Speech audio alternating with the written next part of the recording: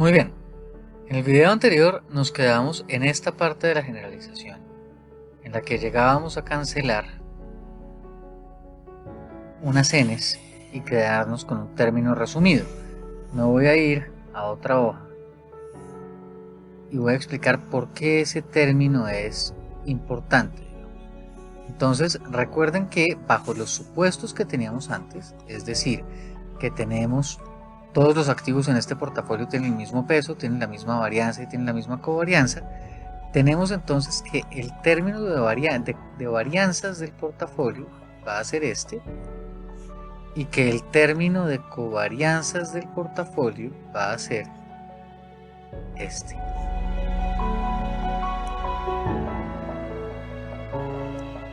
Bien, ahora hagamos un ejercicio. ¿Qué pasa cuando yo aumento el número de activos hasta el infinito? Y esto hacía rato que no lo usaban, estoy seguro. Vamos a tomar el límite del portafolio cuando n tiende a infinito. El límite de la varianza del portafolio cuando n tiende a infinito.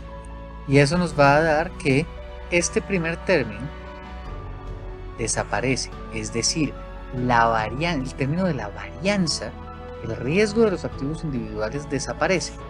Y este término que está aquí, n-1 sobre n, cuando n tiende a infinito, pues daría infinito sobre infinito, pero no, por la regla del L'Hopital, pero esa no la vamos a usar acá, gracias.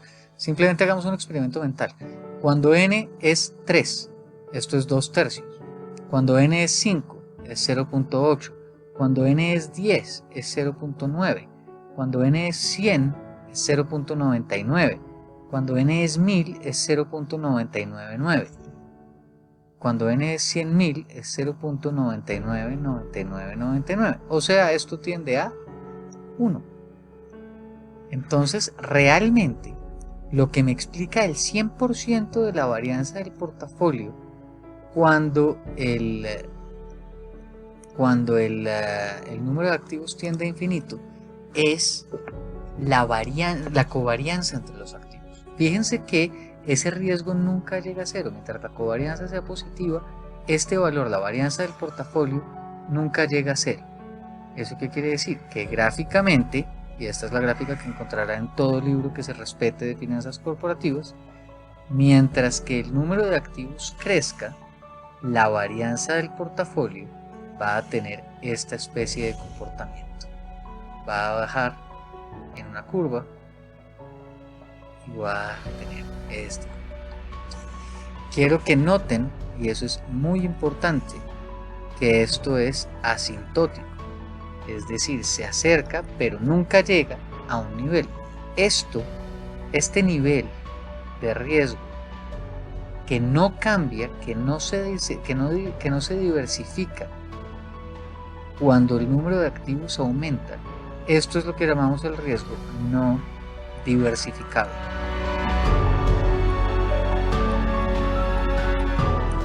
También en algunos casos se conoce como riesgo de mercado, pero ya hicimos un video en el que les explicaba que el riesgo de mercado se puede confundir con el riesgo sistémico. Este es el riesgo sistémico. Este es el riesgo que no desaparece por muchos activos, que lo meta dentro de mi portafolio. Esa es la interpretación financiera, por eso hacemos toda esa vuelta de la generalización. Y es para explicar que hay un componente de riesgo que es diversificable y otro componente de riesgo que no lo es. Van a ver ustedes en algunos videos más adelante que yo hago el siguiente dibujo. Si yo pudiera meter todo el riesgo de un activo en una cajita, en una barra con una gráfica de Excel, la altura de esta barra sería el riesgo del activo. Riesgo del activo I, que para simplificar vamos a decir que es una desviación estándar. Perfecto. Pero yo podría separar esa desviación estándar siguiendo la taxonomía de riesgos en, digamos, riesgo de la firma,